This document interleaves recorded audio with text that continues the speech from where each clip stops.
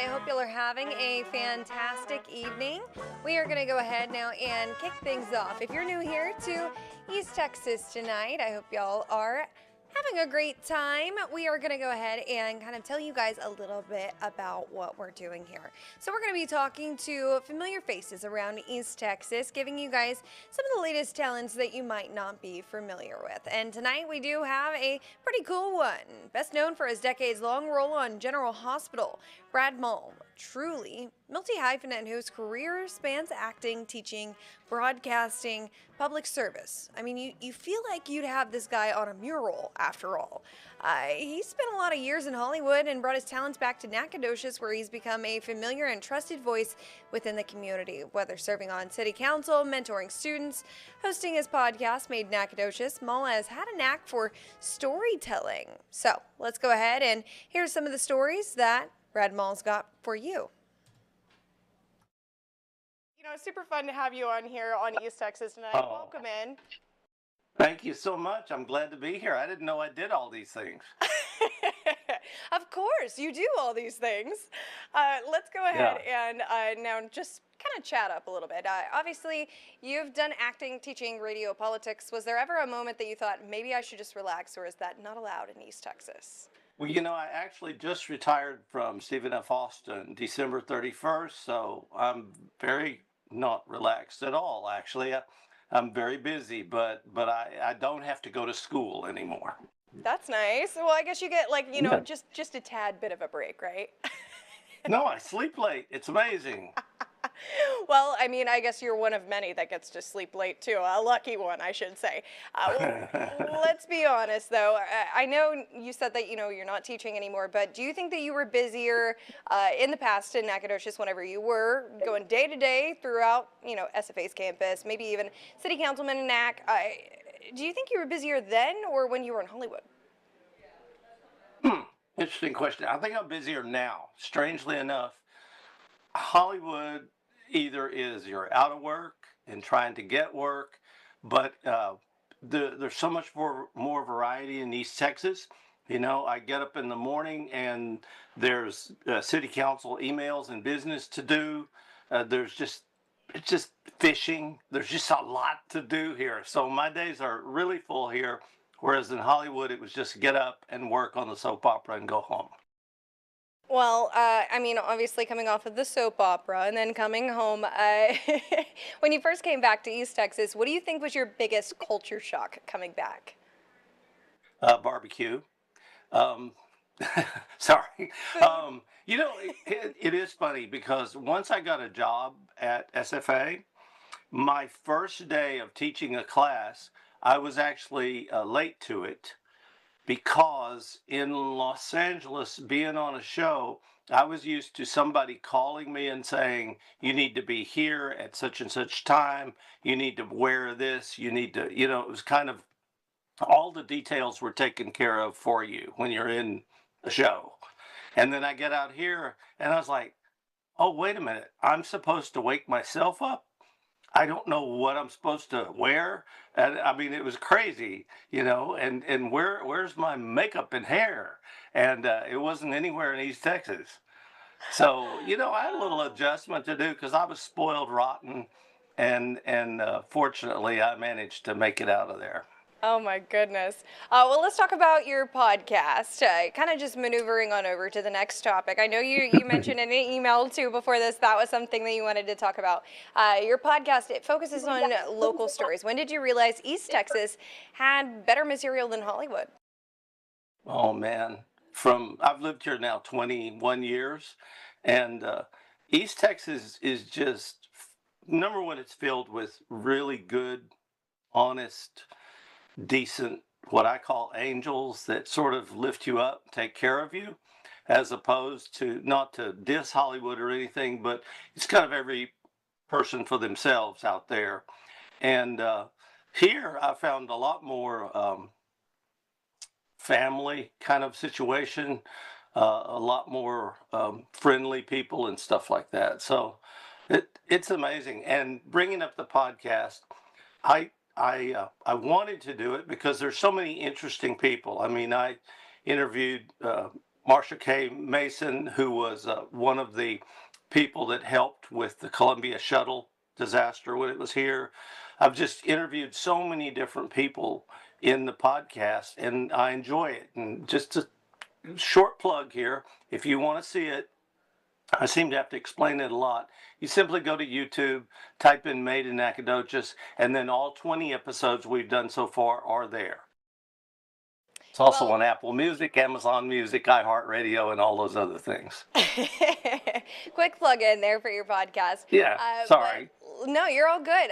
Let's talk about those neighbors too, because I know, you've been here for such a long time in East Texas. So you've obviously grown and seen it grow as well around you. Do you think your neighbors treat you like a celebrity, or do you think they'd knock on your door and be like, hey, Brad, can you help me move my couch real quick? No, I'm more of a move the couch kind of guy. When I first got here, people were like, maybe a little not shocked, but just like, that's weird. And they did say this. They would say, now, you look familiar to me. Were you a preacher at one time? And I'm like, no. And they would go through a list of things they thought I might be. But eventually somebody recognized. Well, talking more about your podcast, obviously you've seen a lot of stories and you've probably written and talked about a lot of stories as well. Or you're just getting there. I don't know yet. But there are a lot of faces in Texas that you might just be like, oh my gosh, I remember hearing this guy's story and talking about it on air. Have you ever started a story or talked about it and then got halfway through and realized, oh, this is insane? Actually, one night we were filming at SFA has a film program. We were filming on a location out at night, and while I was waiting for this next setup of the scene to go on, I saw a guy passing by who was interested in it all, and he wore jingle bells on his boots. And I asked him, and I was just curious, and I said, he just seemed to be a guy walking past, and maybe he'll recognize himself right now. But I said, why do you have jingle bells on your boots? And he goes, well, that keeps the snakes away. So I was like, okay, that's smart. And then I talked to him later on, and I said, well, where do you live? What do you do? And all that. And he said, well, I sleep in a coffin. And I was like, seriously? And he goes, yeah, coffins are really quiet. And he said, what I do? I said, well, is it claustrophobic or whatever? I was just having a sort of an out-of-body experience because it was late at night. We were shooting movies, and he was just a passerby watching. And I said, isn't it claustrophobic in there? And he goes, no, I put my beer between the lid and the casket, so I got a little air flowing in there. And I put my boombox down at my feet, and I listened to music. And I was like, okay. Well, good to meet you and everything. And he was a really nice guy, but he slept in a coffin. Okay, well, let's go back to your time on the city council. Let's talk about what's harder, memorizing scripts for Hollywood or making real life decisions people remind you about forever. Well, making real life decisions, because it's a lot more important than learning lines is like lifting weights. You get muscles in your brain doing that. And I mean, you really do. You get used to it after a while. You're not nervous or whatever. So I could memorize a lot easily. Yeah, I don't so much anymore because I guess that muscle's atrophied a little bit since I've been out there. But when you're spending people's hard-earned money, it's very important. And yes, you do hear about it if you do it wrong or if you do it the way they don't like. But I mean, I'm serious about this. I look at it that every person that comes up before us, you're either going to make their evening or you're going to ruin their night. And that's really true. No matter what you may think, as a person think, well, that's silly. Well, no, we can't do that. Or yes, we can. You have to remember that each person that comes up, it is very important for them because it takes a lot of time to go to a council meeting, to express yourself in front of a bunch of people. And it's embarrassing and it's hard. And so we have to understand that everybody comes up there deserves a place up there. Of course. Well, Brad, I kind of got a tip of the iceberg question for you.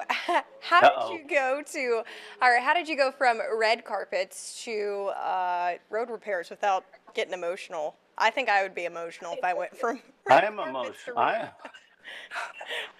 emotional. Well, I'm an emotional person by nature, and that made acting a lot easier. I think because the actors wear their emotions kind of out on their sleeve a little bit. Um, and I didn't ever plan. Politics was not in my list of to-dos or whatever, but I had a zoning issue, something that I really cared about, and uh, we started going to city council meetings. We went for 2 years, both trying to fix the zoning problem that I was encountering, but also to learn how it worked within Nacogdoches or in this area.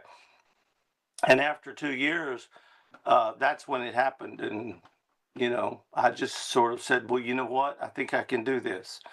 And I think my motivations are right. In case people don't know, sorry if I'm taking up too much of your time here, but saw you looking at your watch like, oh, Brad, No, you're all quiet good. down there. You're all Okay, well, good. good. You're all good. So, Let's kind of move on to teaching and mentorship. I know you say, you've taught students, but let's talk about how you taught students in film and media. That way everybody kind of gets the full picture here. Do they know your background, or do they just think that you're the professor that won't accept late work? you know, first of all, I do accept late work, but I was an easy professor. It was funny because most of the time there's 20 anonymous students that come into class, and they've heard a little bit about you, but usually there's one or two that goes, "My grandmother would love a picture with you." And so their grandmother or whatever had watched the show. Most of them had never really, yeah, they weren't even born when I was on. But I was on Seventh Heaven, and they do seem to recognize that. So, there's a little bit of fame still left there. That's good. That's good. So let's get into these things that we don't know about Brad Maule, because everybody knows that you've been on the council, you've been a professor, you've also acted in General Hospital. So let's get down to it. Just some easy questions here. Sweet tea or coffee, Brad? Coffee in the morning, sweet tea in the rest of the day. All right. Friday night football or Hollywood premiere?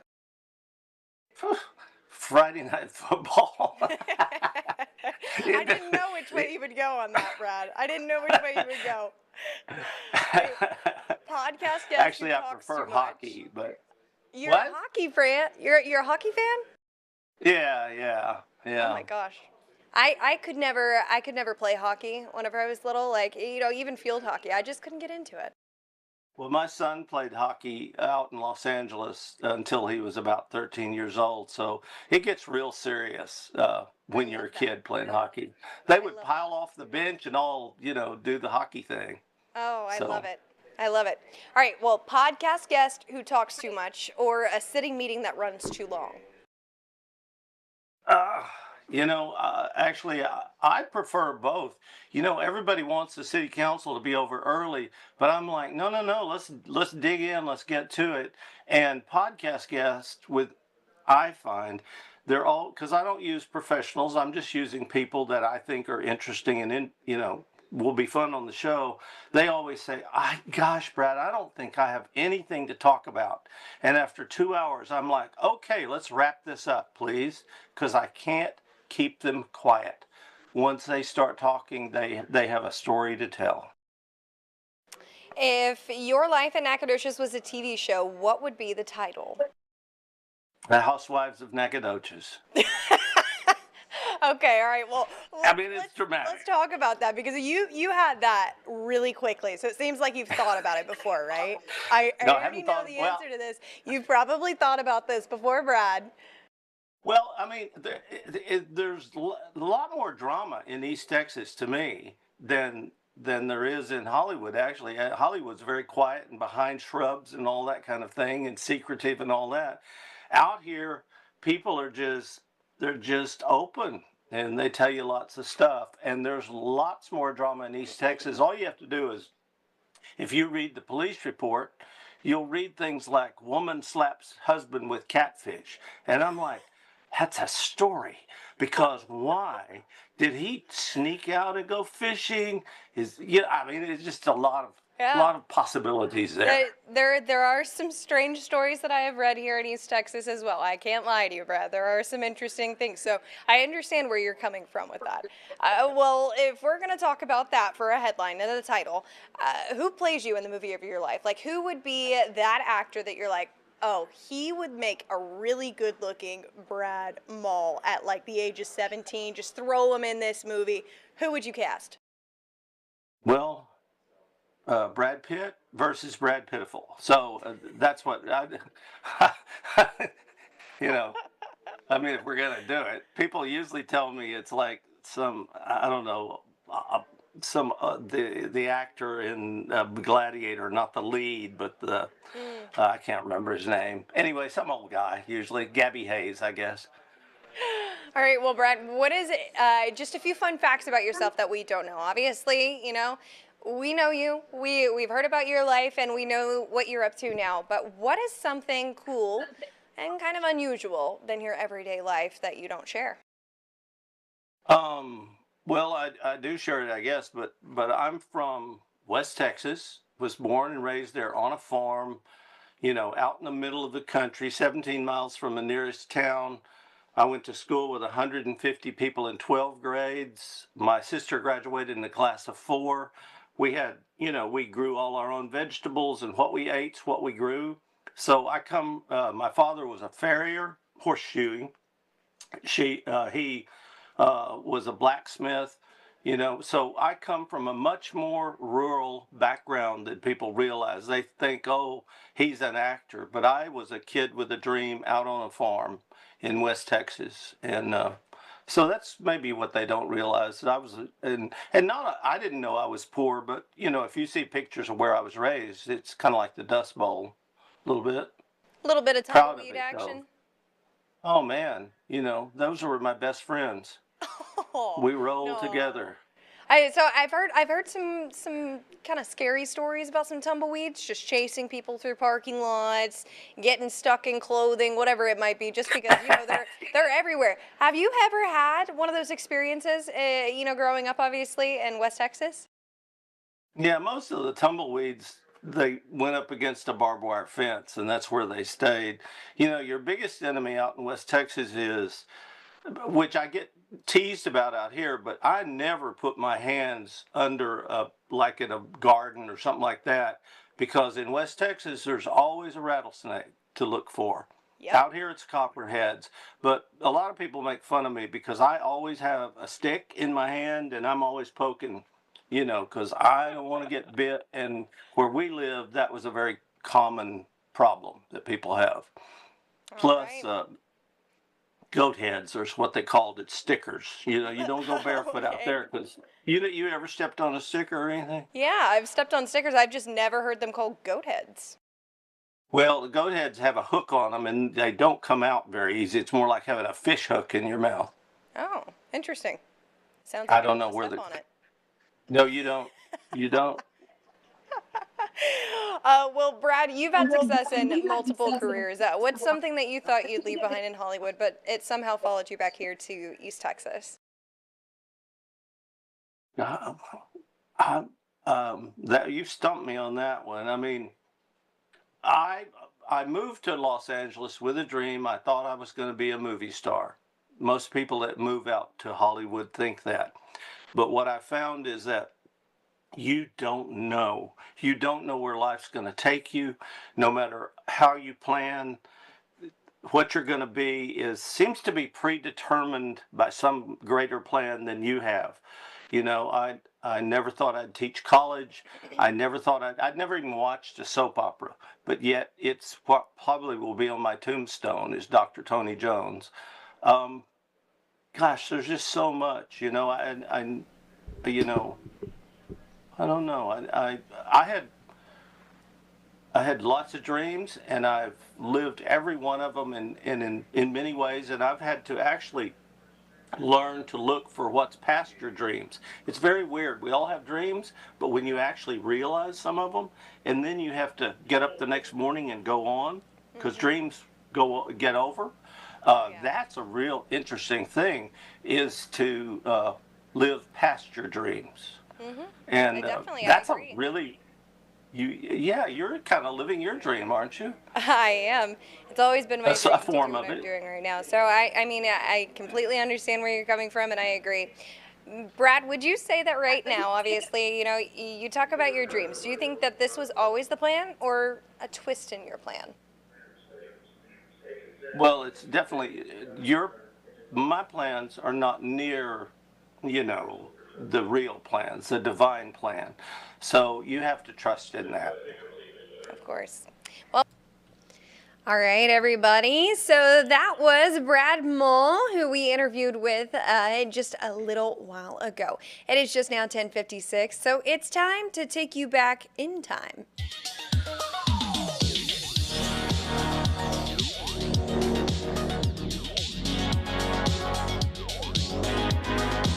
All right, well, if you don't know, this will be your East Texas Tonight's time machine. We're going to dial back the clock for a few minutes. This is to a simpler time when 5 cents could buy you more than just a meal, and it bought you a memory. Tonight, we're taking you to a small burger stand along Highway 79 where the grill is hot, the stories are rich, and a secret family recipe has been bringing people together for generations. From after-school rushes to friends gathering over lunch, this is more than just a hamburger. Check it out.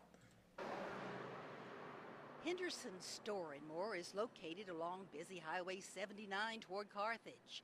An outside sign both welcomes visitors and advertises the day's special.